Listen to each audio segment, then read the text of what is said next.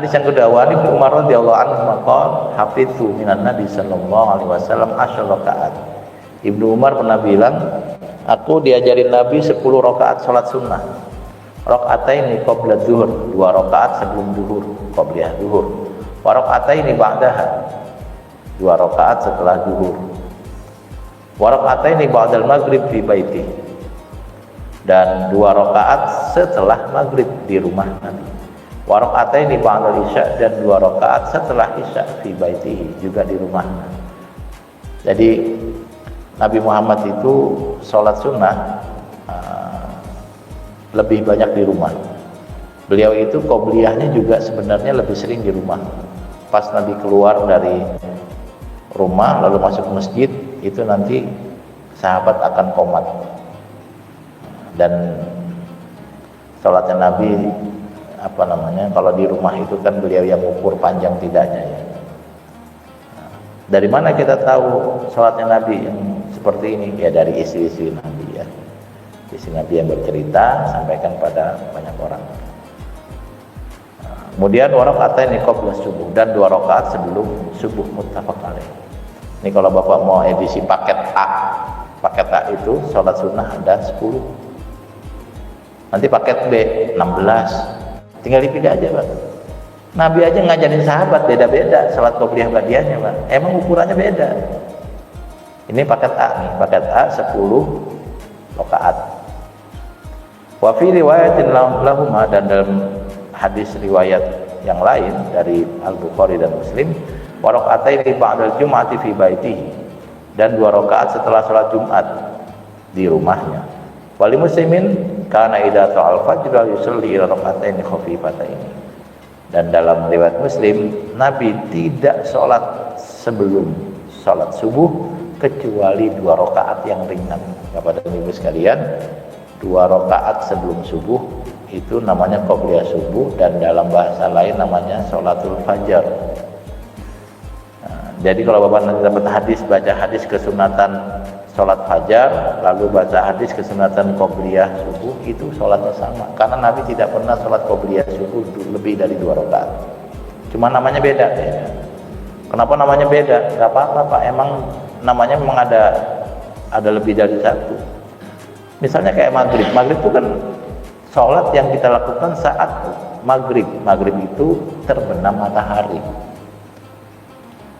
Sebenarnya nama sholat itu kan mirip dengan nama waktunya. Fajar, sholat subuh itu sholat fajar. Zuhur, sholat di mana matahari ada di atas pundak kita, di atas pas. Asar, itu waktu asar.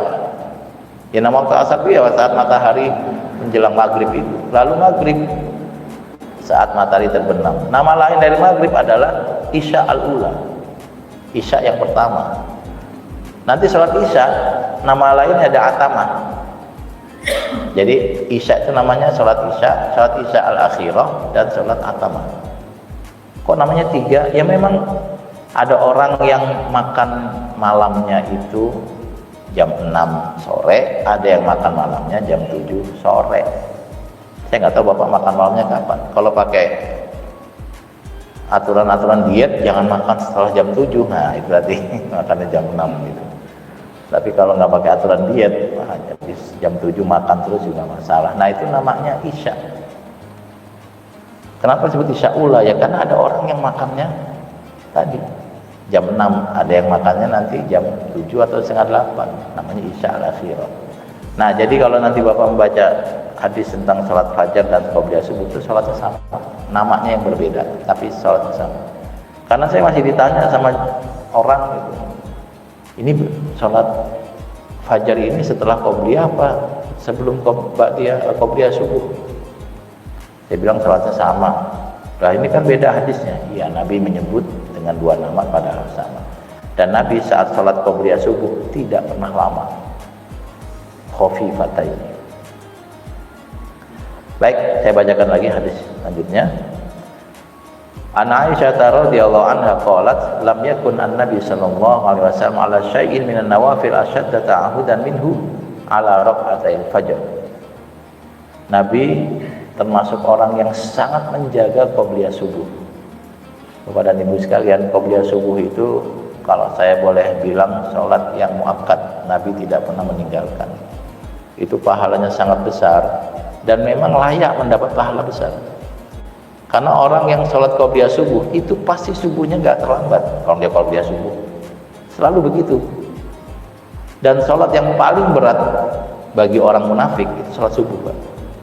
Makanya kalau Bapak ringan sholat subuh entah di rumah atau di masjid, yang penting pas subuh kita sholat ringan, insya Allah itu gambaran kita nggak punya sifat munafik. Karena ciri munafik itu sholat subuhnya berat. Salah satu alasannya karena sholat subuh itu nggak bisa riya. Sementara orang munafik itu kan yura'unan nas, selalu riya. Nah sholat subuh susah mau riya, karena mau riya ke siapa? Yang diriain masih tidur. Bapak kalau mau riya lebih gampang sholat zuhur, keluar rumah, ke sarung, ke peci, itu banyak ketemu orang. Mau kemana Pak? Mau ke masjid, sholat itu gampang riya. Coba kalau subuh, belum ada yang bangun Pak, mau riya ke siapa? Makanya bersyukurlah kalau kita subuh itu diringankan. Ya ringankan ke masjid atau di rumah, yang penting sholat subuh ringan, itu alhamdulillah. Tapi kayaknya emang nggak berat Pak. Ya rezeki kita bagus Pak. Tuhan bebaskan kita dari sifat munafik. Nah, Nabi nggak pernah meninggalkan qobliyah subuh, dan kayaknya saya juga termasuk menjaga itu. Di antara banyak ibadah sholat sunnah itu yang paling saya jaga qobliyah subuh. Baik, hadis selanjutnya. Wali muslimin raqatal fajri khairun minad dunya wa ma fiha. Ini kurang alif ya. Dalam hadis riwayat Muslim, 2 rakaat fajar atau qobliyah subuh lebih baik daripada dunia dan seisinya. Bapak punya aset properti, bapak punya kekayaan, ibu punya kendaraan mewah, punya rumah mewah, itu tidak akan setara dengan qobliyah subuh. Tapi di akhirat, bukan di sini. Kalau di sini orang suruh milih, dikasih uang 1 juta sama sholat qobliyah subuh, milih 1 juta. Bapak suruh milih mau MacBook, iPhone 17, 18, 19, atau suruh sholat qobliyah subuh, lah mendingan iPhone gitu kira-kira. Tapi di akhirat, kalau bapak bahagia punya mobil yang bapak suka, misalnya bapak suka BMW misalnya, ini bagi orang-orang tertentu kan suka banget mobil Eropa Pak ya. Bapak suka banget mobil apa Mercedes, tiba-tiba bisa beli, itu bahagia banget itu mobil. Bahagia banget kita dengan mobil itu. Dan kita di akhirat kebahagiaannya akan sangat besar ketika catatan qobliyah subuhnya ada. Makanya kalau nanti Bapak bilang saya mau orang kaya, Bill Gates kalah sama saya qobliyah subuh, nggak kepake di dunia, di akhirat kepake nih Pak. Kalau sekarang Bill Gates lebih kaya dari kita, duitnya banyak ya. Tapi di akhirat kita yang akan kaya karena kita punya qobliyah subuh. Asik Pak itu Pak, asik. Dan bagi saya sih di dunia ini saya udah bahagia, dan saya berharap di akhirat lebih bahagia lagi. Yaitu ketika saya dapati, waduh, pahala qobliyah subuh saya dari mulai entah usia berapa, mungkin usia 12 tahun dari pesantren sampai sekarang udah berapa puluh tahun, qobliyah subuhnya udah berapa kali, udah berapa puluh ribu. Dari sekian banyak kebahagiaan yang terbesar nanti adalah ketika kita dapati ada pahala qobliyah subuh. Qobliyah subuhnya nggak boleh lama Pak, khafifah ini tadi itu. Jadi kalau dihitung-hitung Tuhan tuh baik banget sama kita karena memberikan ibadah sunnah yang pahalanya sangat besar. Ya Allah, ya Rabbi, ya Maulana, enak banget hidup kita ya. Tuhan kasih sholat sunnah yang mungkin waktunya 3 menit. Hitungan saya sih sholat qobliyah subuh 3 menit hitungan saya sih. 3 menit tapi bahagianya melampaui kita mendapatkan apa yang menjadi obsesi kita ya. Masya Allah.